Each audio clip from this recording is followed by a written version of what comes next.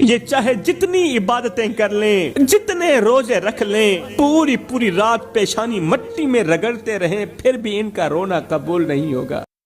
अस्सलाम वालेकुम मेरे अजीज साथियों, दोस्तों के जैसे कि आप सभी जानते हैं कि रमज़ान का मुबारक महीना चल रहा है और इस मुबारक महीने में तमाम गुनहगारों की बख्शीश हो जाती है।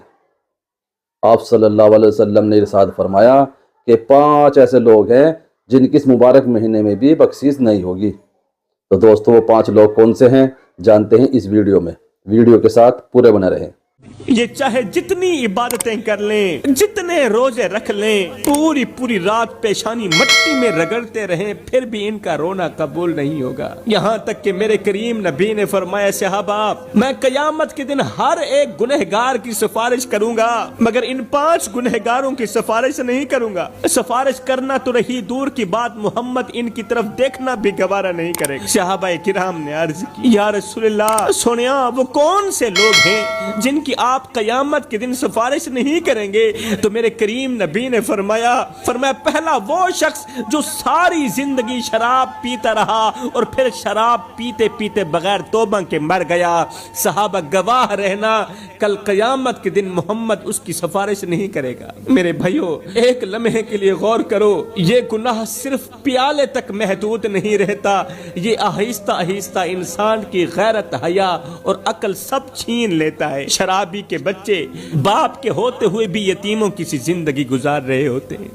अरे उस बेटी का क्या कसूर जिसके लिए लोग रिश्ता मांगने नहीं आते? अगर कोई आ भी जाए तो साफ साफ कह देता है कि भाई हम इस लड़की को कबूल नहीं करेंगे क्योंकि इसका बाप शराब पीता है। हाय, चांद जैसी खूबसूरत बेटी की जिंदगी को बाप के नशे ने तबाह कर दिया। मेरे भाई, कोई हाफिज की माँ कहलाती है, कोई कारी की माँ, कोई हाजी की माँ, कोई गाजी की माँ। ये बता कि तेरी माँ किसकी माँ है? और कहीं वो शराबी की माँ तो नहीं, कहीं वो नशाई की माँ तो नहीं। अगर आज वो शराबी की माँ कहलाई जा रही है तो तेरी वजह से कहलाई जा रही है। ये नाम उसने खुद नहीं चुना, ये नाम तूने उसे दिया, मगर आज मुआशरा उसे तेरे गुनाह के नाम से पहचानता है। आज मुआशरा उसे तेरी शराब के नाम से पहचानता है कि ये शराबी की माँ है। सोच, जब लोग तेरे नाम के साथ तेरी माँ को याद करते होंगे तो माँ के दिल पर क्या गुजरती होगी? जब कोई तेरी माँ की तरफ इशारा करते हुए कहता होगा कि ये शराबी की माँ है, बता तो सही उस वक्त माँ के दिल पर क्या गुजरती होगी। इसलिए तो मेरे करीम नबी ने फरमाया जो शराब पिएगा कयामत के दिन मोहम्मद उसकी तरफ देखना भी गवारा नहीं करेगा। सहाबा किराम ने अर्ज की, या रसूलल्लाह दूसरा कौन सा शख्स है?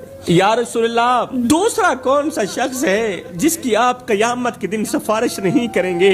मेरे करीम नबी ने फरमाया, दूसरा वो शख्स जो सारी जिंदगी माँ बाप को दुख देता रहा, सारी जिंदगी माँ बाप को दर्द देता रहा और फिर माँ बाप से सुलह किए बगैर मर गया।